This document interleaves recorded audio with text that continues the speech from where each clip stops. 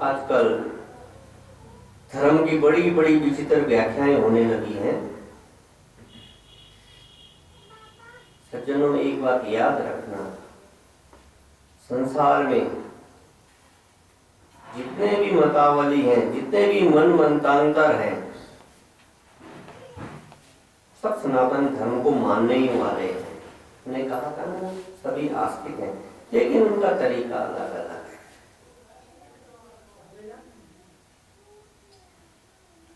बहुत से पंथ हैं, बहुत से मजहब हैं, वो सब सनातन धर्म से ही निकले हुए हैं। जैसे एक वृक्ष है, उस वृक्ष की अनेकों टहनियां हैं, पत्ते हैं। इसी तरह जितने भी मत मतांतर हैं, इस सनातन धर्म की ही टहनियां पत्तियां हैं। मूल जो है, जड़ जो है, वो सनातन धर्म ही है। सनातन धर्म कब से है? जब से ईश्वर है, जब से जगत है, तब से है। वो सनातन धर्म है। बाकी जितने भी हैं, ये मत मतांतर हैं, मजहब हैं। और से 25-26 साल पहले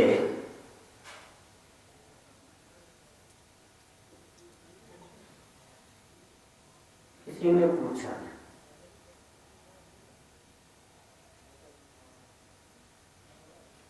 कि ये जो अलग अलग मत मतांतर हैं, ये जो अलग अलग मजहब हैं, ये क्या धर्म है? किसी महापुरुष ने कहा है तो धर्म ही है। फिर कैसे इसको प्रमाणित किया जाए? का देखिए, आज से जो 2500 साल पहले या 2700 साल पहले जो सनातन धर्म को नहीं मानते हैं, केवल वो धर्म जो है, वो जो मजहब है, वो 2500 साल या 2700 साल से चला आ रहा है। उनसे पूछा जाए कि भाई ठीक है ना, आप उस मजहब को अपना धर्म मानते हो, लेकिन इससे पहले आप किस धर्म को मानते थे?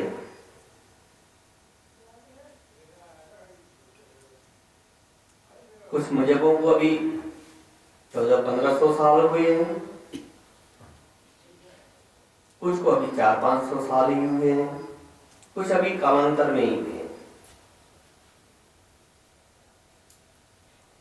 लेकिन इनसे पूछा जाए कि आपका धर्म जब से चल रहा है, उससे पहले आप कौन सा धर्म मानते थे? क्या उनके पास जवाब है? यही कहना पड़ेगा, हम तो सनातन धर्म को ही मानने वाले हैं। इसलिए सज्जनों, धर्म की असली परिभाषा क्या है? शास्त्र कहता है, धर्म धार्यते इति धारणा सा धर्मा।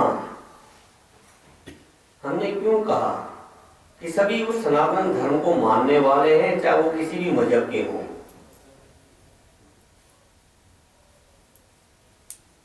इसी श्लोक के आधार पे कहा कि धर्म धार्यते इति धारणा सा धर्मा। जिसने सबको धारण किया हुआ है, धर्म तो वो है।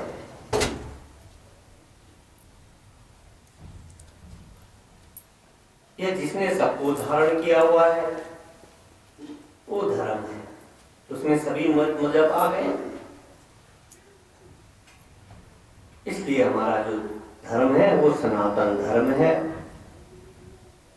उसमें किसी व्यक्ति विशेष का नाम नहीं है, किसी के लिए कोई ऐसा निर्देश नहीं है सनातन धर्म में कि तुम ये मानो, ये ना मानो, ये करो, ये ना करो। आप गीता को पढ़ करके देखिए, गीता में भगवान ने किसी भी व्यक्ति विशेष, किसी भी विशेष मजहब का या किसी विशेष धर्म का नाम नहीं लिया। भगवान ने जब भी संबोधन किया, केवल प्राणी मात्र, जीव मात्र इन्हीं शब्दों का प्रयोग किया। जीव में सभी आ गए, जीव में तो पेड़ पौधे भी आ गए, पशु पक्षी भी आ गए, और किसी के ऊपर ये नहीं थोपा कि नहीं तुमको ये मानना ही है। सबको स्वतंत्रता है। आप अगर अपना कल्याण चाहते हैं तो भगवान के बताए हुए रास्तों पर चलिए, उनके बताए हुए मार्ग पर चलेंगे तो आपको ऊर्ध्व गति मिलेगी, अन्यथा आप अधोगति में जाएंगे।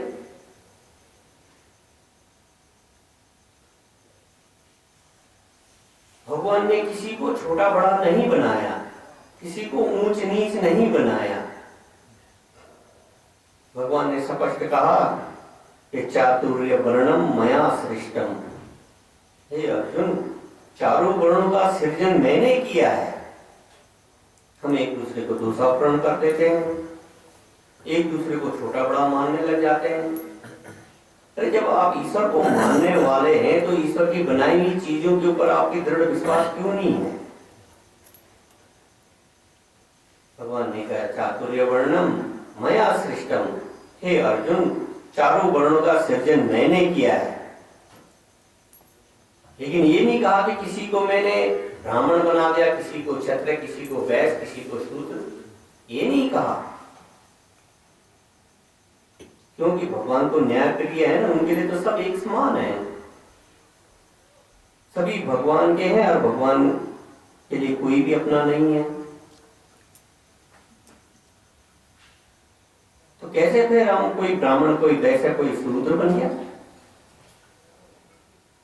भगवान ने निर्देश दिया,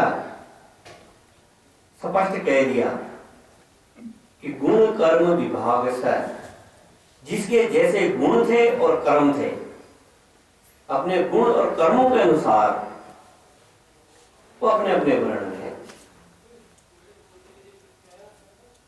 भगवान ने एक नहीं कहा कि आप ब्राह्मण बन जाइए, आप क्षत्रिय बन जाइए, आप वैश्य बन जाइए, आप शूद्र बन जाइए, नहीं। भगवान ने एक विधान बना दिया, गुण और कर्म विभाग। चातुर्य वर्णम मया सृष्टम। कैसे कि गुण कर्म विभाग से, अब जिसको जो रुचि करता उसने वो वर्ण, जैसे जिसके कर्म थे उसने उसे चुन लिया, जैसी जिसकी रुचि थी।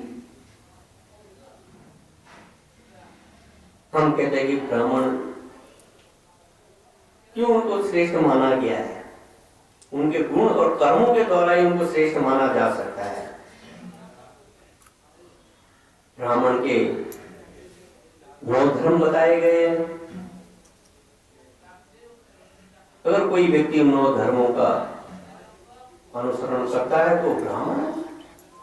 क्षत्रिय के 7 धर्म बताए गए, वैश्य के केवल 3 धर्म बताए गए।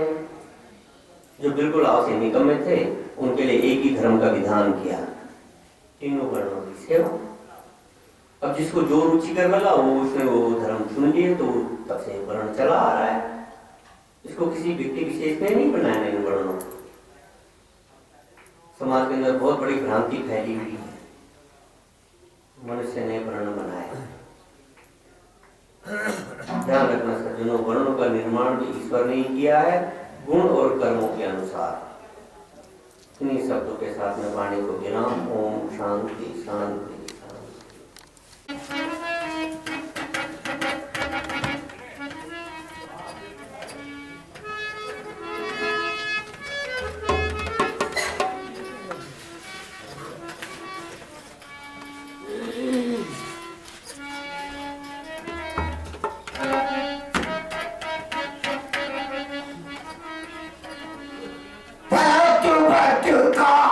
हूँ दुनिया में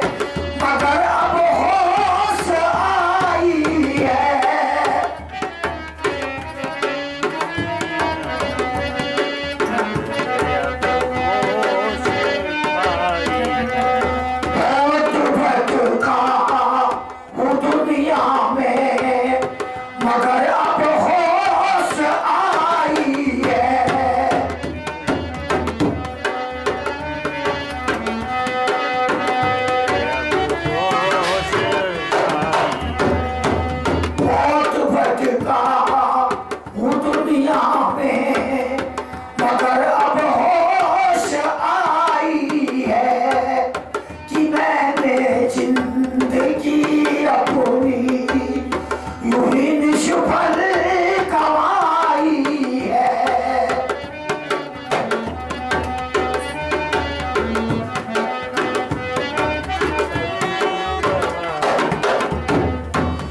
निभाया साथ ना मुश्किल समय मेरा किसी ने भी।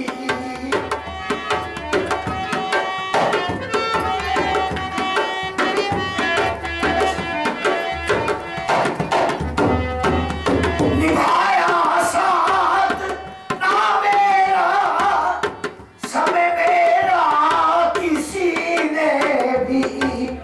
निभाया साथ ना मुश्किल समय मेरा किसी ने भी। जिन्हीं के गम में घुल घुल कर, जिन्हीं के गम में घुल घुल कर ये दे निर्मल बनाई है। जिन्हीं के गम में घुल घुल कर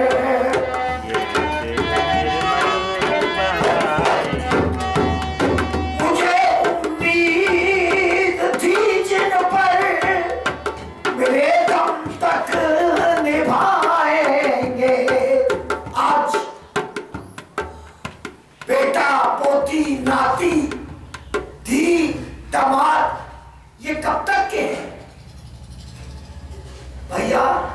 ये जब तक के हैं कि जब तक शरीर के अंदर श्वास है। मुझे उम्मीद थी जिन पर मेरे दम तक निभाएंगे। कब तक है ये? जब तक शरीर के अंदर श्वास है। जब जाना होता है निकालो जल्दी से।